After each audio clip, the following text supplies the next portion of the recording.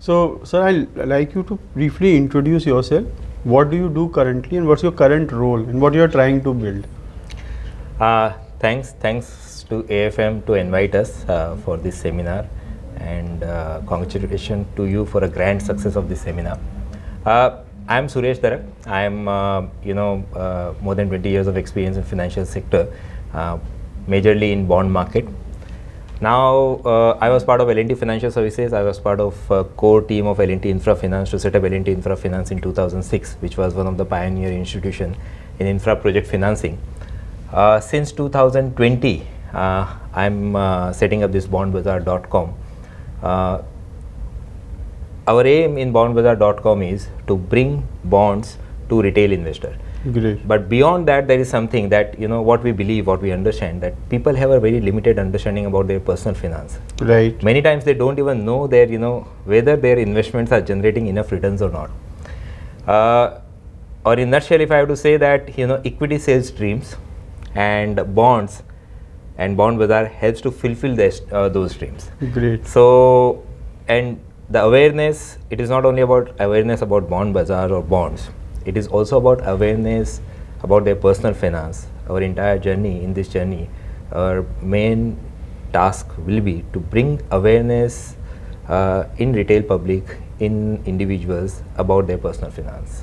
So our students would also like to know your career journey. So how did you started your career? What was your education background? How did you enter into finance, and what have you been doing in various companies over these years?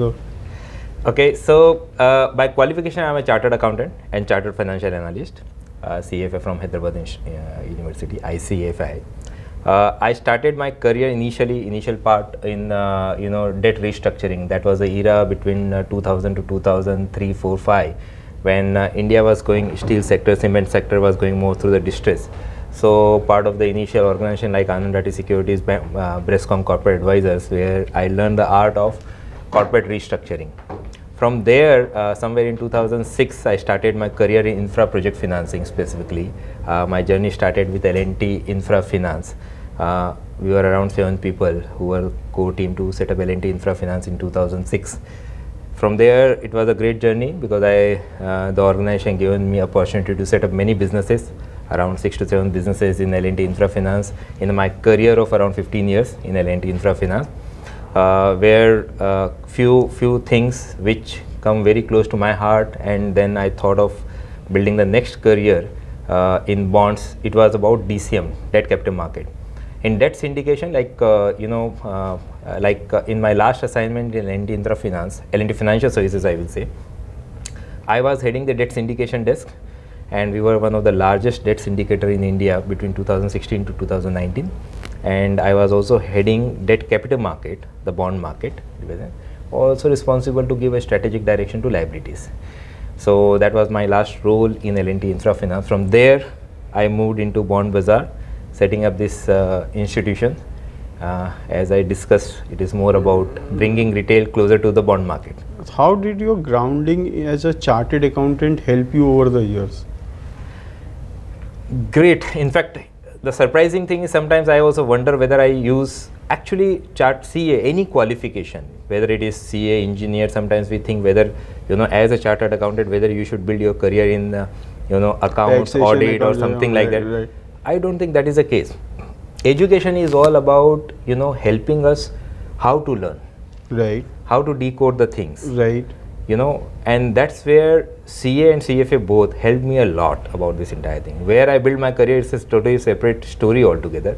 Because today when I see myself, it is more about tech and retail, which even CA and CFA don't teach you like that. The course curriculum is not like, but what they teach you, that how to learn, how to become more disciplined, how to connect dots. So the education was all about that, and that helped me a lot in my career. So I am not going by that whether as a chartered accountant, as a CFA, whether I should be a finance professional or accounts professional. No, it is more about they are helping you to become a complete person.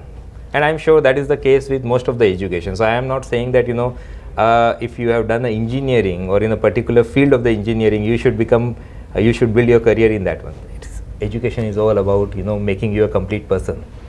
So to all those chartered accountants who want to start a fintech, they are very skeptical about whether we'll be able to handle tech or not. Take risk. That is the first thing I will say. Don't worry about this, all this, that whether you are a chartered accountant, whether you are a CFA. First thing, you are a human being. Second thing is, if you want to become entrepreneur, you are entrepreneur. It is all about taking risk every day. If you want to challenge the status quo, then this is a field. This is where you should start thinking about your career, about your life. One life है, जो करना है करना है. What are some skills which you have acquired over the years, which have helped you build your career?